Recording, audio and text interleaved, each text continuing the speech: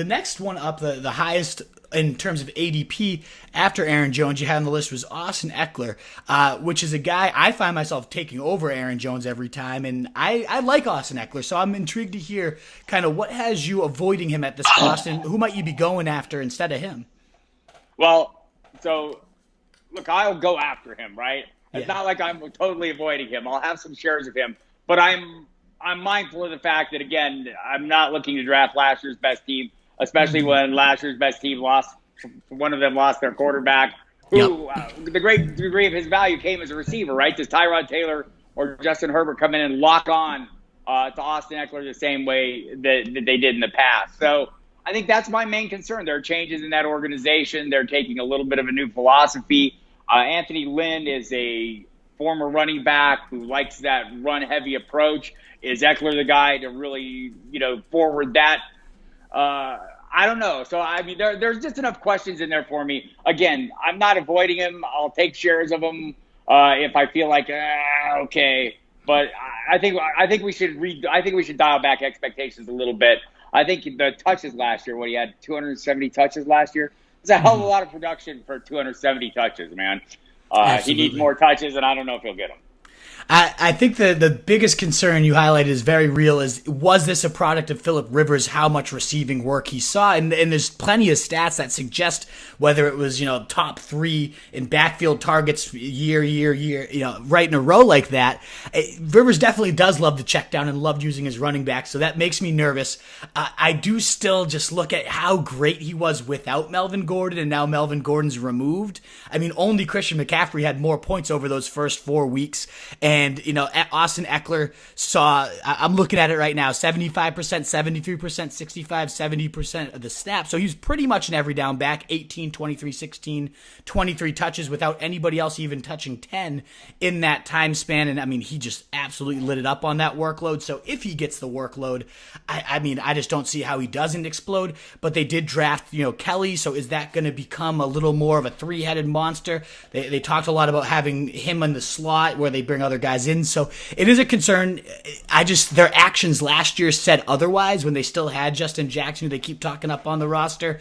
So to me, the fact that he was a top 10 guy even with Gordon there, and then he was the number 2 guy when he wasn't there, I'm hoping that all that efficiency carries over, even if the workload drops a little bit without Rivers. I still love him in round 2, especially as my running back 2. If I've gone a bell cow and I can get him as my second guy, I love it. those are the cases where I get it, and I think probably, like a lot of people, I'm out there, I'm not averse to hammering 3 running backs in the first 3 rounds if it happens that way, and I'll have leagues like that. And you were right on the first 4 games to averaged over 27 points a game. So, it's, the upside is there. I totally get it. I just wonder, Anthony Lynn's already talked about, the 15 to 20 touches being the, kind of the lane they're looking for, and how many weeks is it towards the lower end of that? I don't know. So, that's where I'm. So here's a phrase I will use a lot: clear path to workload. Right? Mm-hmm. I like the clearest path to workload. Ekeler does not have the clearest path. It's a clear path, but I mean, in that range of players that he's sitting in, is it the clearest?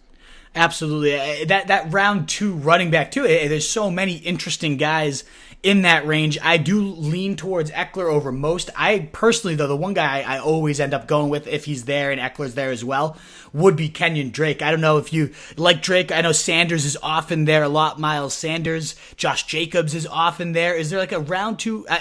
Sometimes Nick Chubb's even fallen to round 2, which I would never pass him up if he's there. Is there any kind of running back in round 2 you feel yourself targeting more over Ekeler?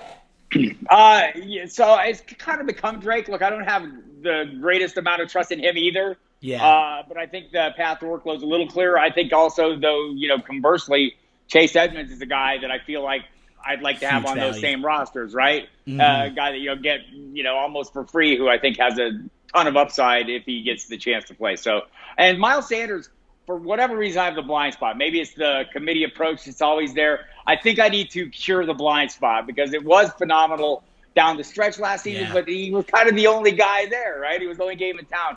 But I was impressed with some of the, his explosive speed and his big playability is pretty appealing. We'll just, I'm hoping that carries over even with all the pieces or more of the pieces in place in that offense. So that's a little bit concerned. But I think both those guys have a ton of upside. Look, I'm drafting Jonathan Taylor in the second round without fear, or maybe with less fear than I should have.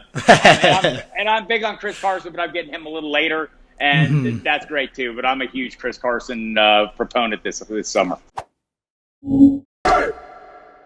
What is up, you fantasy wolf? Thanks so much for tuning in. If you haven't already, share your thoughts in the comments, check out some more videos, and join the newest Wolfpack by subscribing below.